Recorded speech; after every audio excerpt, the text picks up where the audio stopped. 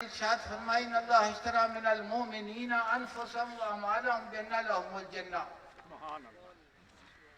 کہ اللہ تبارک و تعالیٰ فرماتا ہے کہ میں نے مومن سے اس کا مال اور اس کی جان کو خرید لیا اور اس کے بدلے میں اس کو وہ سدا بہار باغات اور جنت عطا فرما دی ہے کہ جس میں نہ موت ہے نہ فنا ہے۔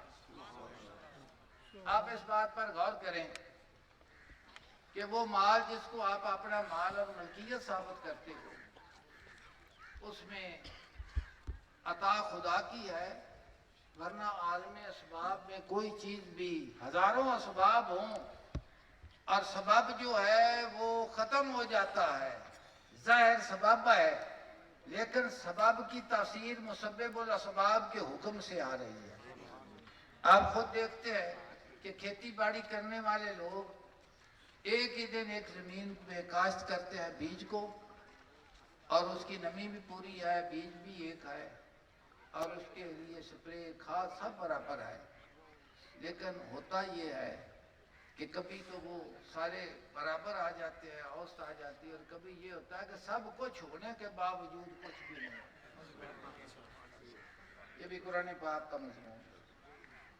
اللہ پاک فرماتا ہے جس وقت تو دعویٰ کرتے ہیں نا کہ میں اس کا مالک ہو گیا ہوں، قادر ہوں، میں ان پر مالک ہو گیا ہوں، تو رات کے وقت یک لخت میرا حکم ہو جاتا ہے، وہاں کوئی چیز بھی نہیں۔ سبحان اللہ۔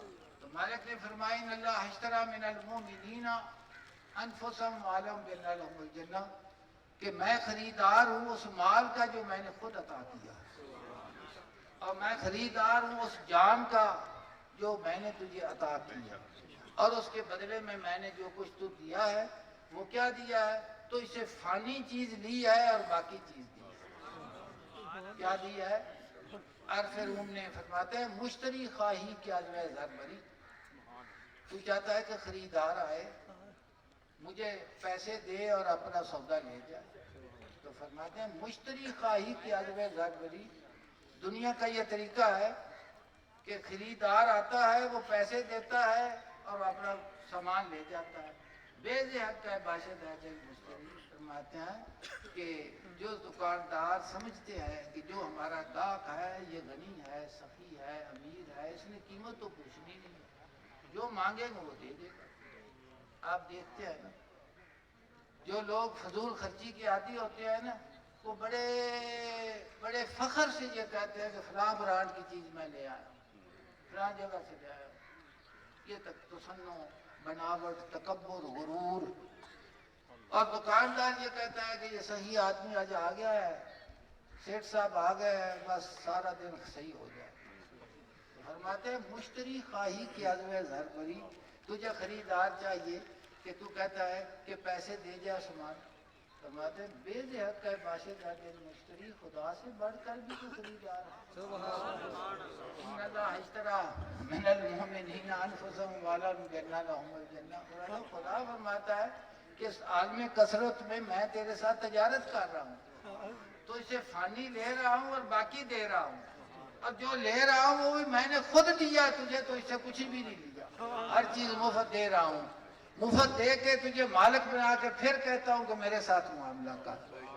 ایک بات، ہم مسجدیں بناتے ہیں، تعمیر کرتے ہیں، ایک گاؤں میں آپ نظر کریں، شہروں میں نظر کریں، ہزاروں سینکڑوں مکان آپ کو نظر آئیں گے،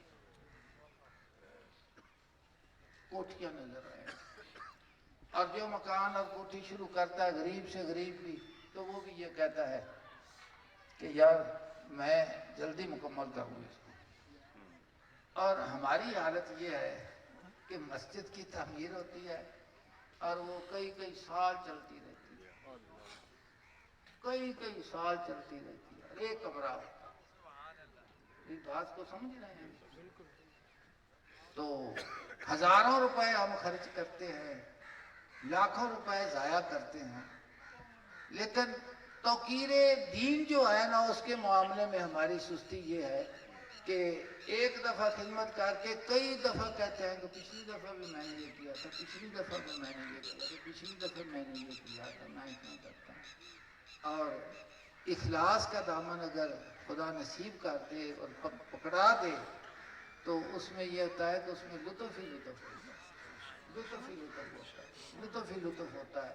اس میں انسان کو کبھی بھی افسوس نہیں آیا کہ میں نے، اس کے دل میں بشاشت ہوتی ہے، اس کا دل خوشی میں وہ محسوس کرتا ہے، اور اللہ کی رضا کے لیے، اللہ کی خوشنودی کے لیے اللہ تبارک و تعالیٰ اپنا فضل اس پر کرتا ہے، اور اس کو کبھی بھی دکھ نہیں آتا اور نہ اس رزق میں کمی آتی ہے۔ اللہ پاک ہمیں نصیب کرے۔